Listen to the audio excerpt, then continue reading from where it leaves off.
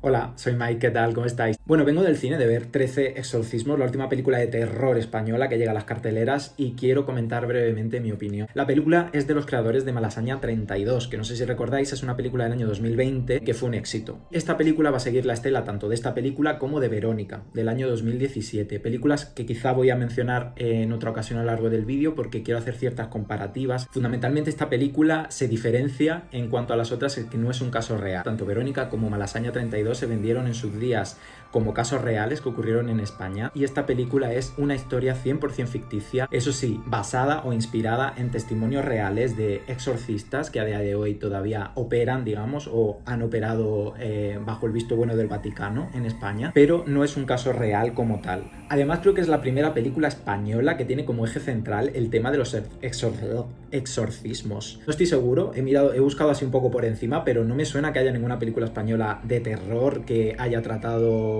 de manera tan explícita este tema. La película nos va a contar la historia de Laura, una adolescente como otra cualquiera que sale de fiesta con sus amigas, que una noche realizan una sesión de espiritismo, la cual, digamos, la acaba afectando especialmente a ella, no vuelve a ser la misma, y la película va a narrar cómo este acontecimiento va a afectar especialmente a Laura y a su entorno familiar.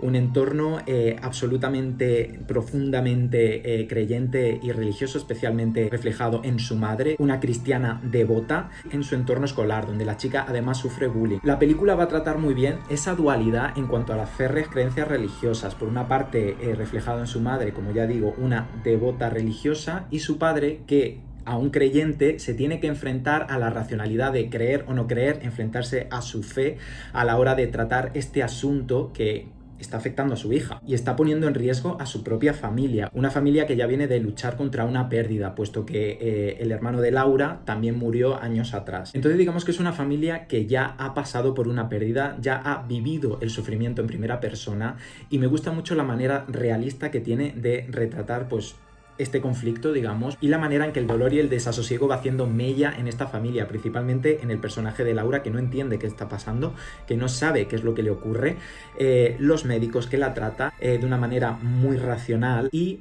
por otra parte, en contrapunto, a su madre y a su entorno, su profesora, que lo intentan ver de otra manera totalmente distinta. Entonces hay una continua dualidad a la hora de enfrentar esta situación. Como ya digo, se hace mucho hincapié en cómo esto afecta a la solidez y estabilidad de esta familia, en cómo deben volver a enfrentar la situación del duelo, del sufrimiento, de la preocupación.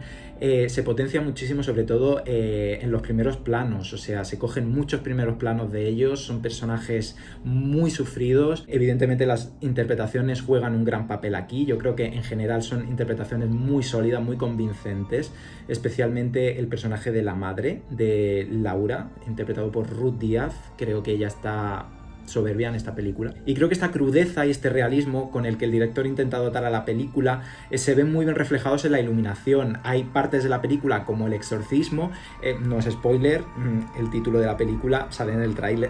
Hay un exorcismo en la película, sí. Es mi parte favorita porque además adopta un cariz muy humano, ya digo, muy realista, sobre todo en aspectos como la iluminación, o sea, se ilumina a base de velas, luz muy tenue, muy lúgubre, sin ningún tipo de artificio ni de filtro en exceso, pero en su conjunto la película, en contraposición con otras películas que tratan este tema o que incluyen este tipo de prácticas, que llegan incluso a añadir cañones con humor artificial para darle mucho más dramatismo, más teatralidad. Aquí todo es muy realista, muy crudo, y yo creo que eso va muy a su favor. Ahora sí que me voy a centrar en algunos aspectos que no me han terminado de gustar o de convencer de la película, como por ejemplo la música. Se hace un uso un tanto exacerbado de la música, y siempre digo que muchas veces menos es más. Hay películas con las que se juega el terror muy bien desde el silencio, y que no hay que abusar, y que no hay que hacer un uso excesivo de la música o de los golpes de sonido. En este caso creo que me falla un poco por ahí. Y luego creo que es una película que en su conjunto le falta personalidad.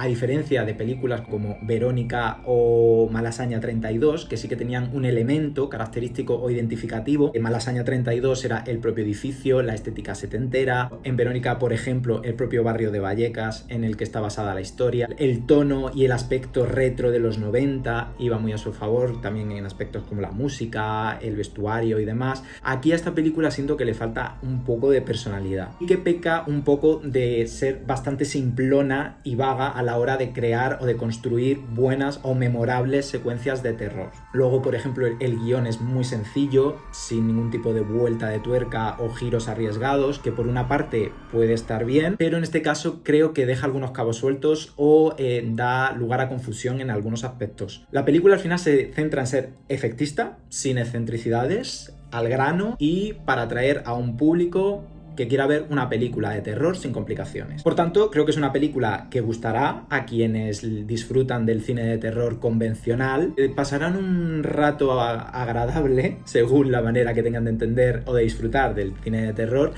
Y para todos los que hayan visto El Exorcista, pues incluso podrán reconocer algunos guiños u homenajes que se hacen en esta película. Y hasta aquí mi breve opinión sobre 13 exorcismos. La tenéis ahora mismo en los cines de España. Yo me despido hasta el siguiente vídeo. Si os ha gustado, pues me dejáis un like, os lo agradecería con el alma. Y si os gusta el cine de terror, os sigo animando que os suscribáis a este canal en el que no van a faltar críticas ni contenido en torno a este maravilloso género. Y por mi parte nada más. Mil gracias por seguir ahí, os mando un abrazo y hasta el siguiente.